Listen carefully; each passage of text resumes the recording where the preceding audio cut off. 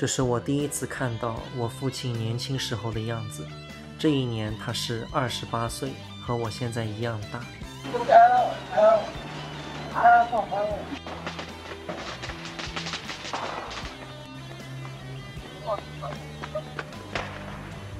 这里的一草一木我都如此的熟悉，因为现在这里就是我和镜子的婚房。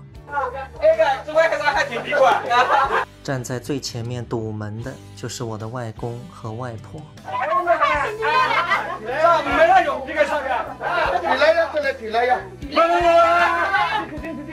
物是人非，外公已经离开我5年了。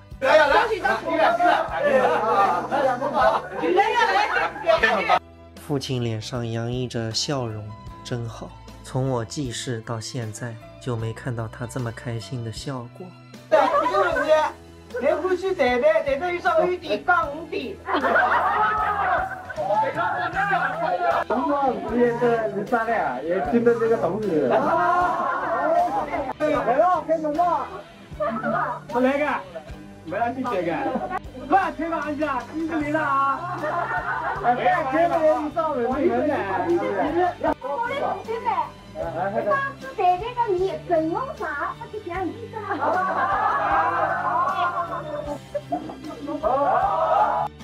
这时候我母亲才25岁，真的好年轻啊！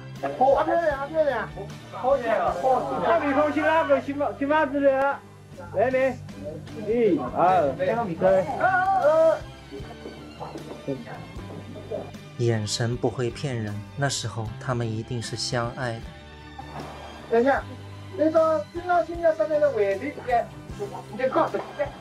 这是我外公的母亲，我对老太太没有什么印象，我小的时候她就去世了。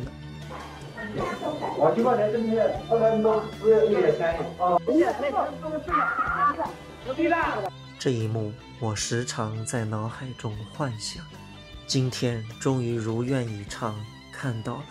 我多么希望时间可以停留在这一天。岁月是无情的，没有人知道明天会发生什么，我们能做的只有珍惜当下，珍惜现在。这里的房子是91年我外公单位里分配的，后来我外公退休的时候交了1万块，这套房子就是你的了。到今天28年后，2万块也买不了这里1个平方。车队拐进了干江西路，这条路苏州的朋友应该都很熟悉。这个接亲的汽车是什么牌子的，我看得不是很清楚，有知道的朋友评论区回复我一下。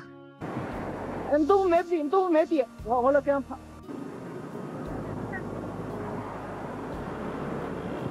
对，再下水，再下水。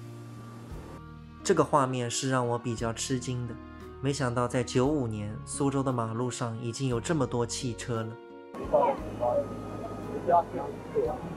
这会儿到我奶奶家了，祁门外大街。我对这里只有一点点印象，因为现在已经完全都拆掉了。画面中的是爷爷奶奶，那时候真的好年轻啊。妈，没底，这还有啥？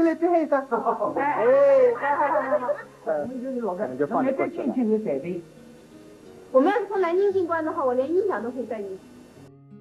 整个接亲非常的顺利，现在爷爷奶奶家出来了，要去我父母的新房了，下个视频见。